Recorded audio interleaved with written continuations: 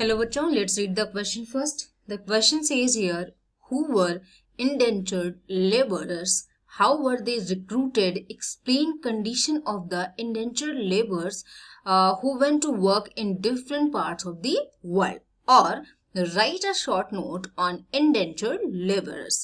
Okay, question में आपसे पूछ रहा है कि जो इंडेंचर्ड लेबरर्स थे वो कौन थे, इन्हें रिक्रूट कैसे किया जाता था और उनकी जो कंडीशन थी after going to the work in the different parts of the world वो क्या थी. ओके, आपको ये डिफाइन करना है या फिर क्वेश्चन में कह रहा है कि एक शॉर्ट नोट आप इंडेंचर्ड लेबरर्स पे रखो. दोनों सेम बात है, राइट? सो लेट्स अंडरस्टैंड कि आपका इंडेंचर्ड लेबरर होता क्या है. ओके, वो कौन होते थे. So basically an indentured labour is an employ, एक टाइप ऑफ एम्प्लॉय होता है, ठीक है, within a system of unfree labour.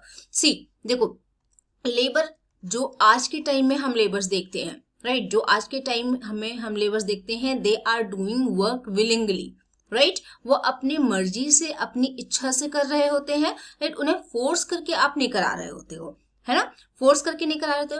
But indentured labour ऐसा लेबर वर्क था, आप कह सकते हो, within a system who is bound by a contract to work for a particular employer. मतलब एक पर्टिकुलर एम्प्लॉयर होता था जिसके लिए ये वर्क करते थे और बाउंड होते थे, किससे? कॉन्ट्रैक्ट से बाउंड होते. मतलब एम्प्लॉय और एम्प्लॉयर के बीच में, लेबरर और प्रोवाइडर के बीच में क्या होता था? एक कॉन्ट्रैक्ट साइन होता था कि they will work for him for a fixed period of time. For an example, for 5 years.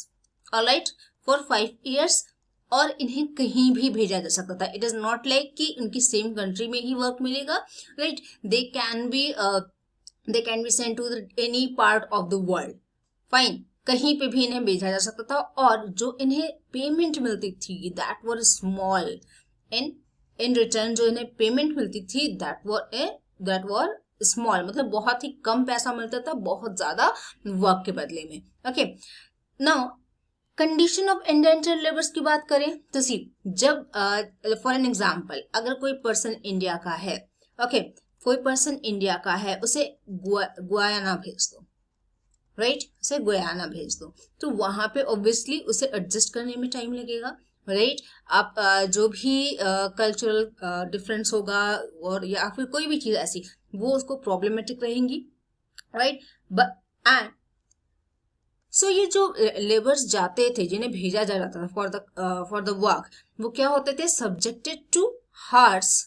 subjected to harsh, inhumane and unsympathetic behavior. Okay, उन्हें बहुत ही हार्शली ट्रीट करते थे लोग, बहुत ही इनह्यूमन बिहेवियर करते थे, बहुत ही अनसिंपैथेटिक बिहेवियर होता था उनके साथ.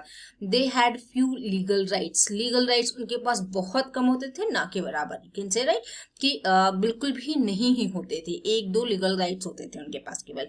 और अगर वर्क सेटिस्फैक्ट्री नहीं रहा उस पर्टिकुलर लेबर का या ग्रुप ऑफ लेबरर्स का, तो देयर पे वर डिडक्टेड. उनका जो पेमेंट मिलता था वो ऑलरेडी क्या होता था? वो ऑलरेडी ही कम होता था, राइट. और उसमें भी डिडक्शन हो तो वो चीजें और खराब हो जाती थी. तो this is how they were treated in different countries as a indentured labourers. So basically the condition were not good for them, right. और कैसे हायर किया जाता था? देयर इज अ एजेंट, जो कि एजेंट के थ्रू सी एम्प्लॉय होता था, ठीक है. एम्प्लॉय मतलब आप कह सकते हो यहाँ पे, just a second, let me right it here like this. You can say employer होता था, राइट. बीच में एजेंट होता था एंड द लेबरर होता था, ठीक है. लेबरर मतलब वो पर्सन जो लेबर करेगा. फाइन, तो ये एजेंट क्या करता था? कॉन्ट्रैक्ट साइन कराता था एम्प्लॉयर और लेबरर के बीच में कि 5 साल का कॉन्ट्रैक्ट होगा, आपको कहीं पे भी भेजा जा सकता था. Okay, so this was the situation of indentured labour. I hope you understood it well. Best of luck.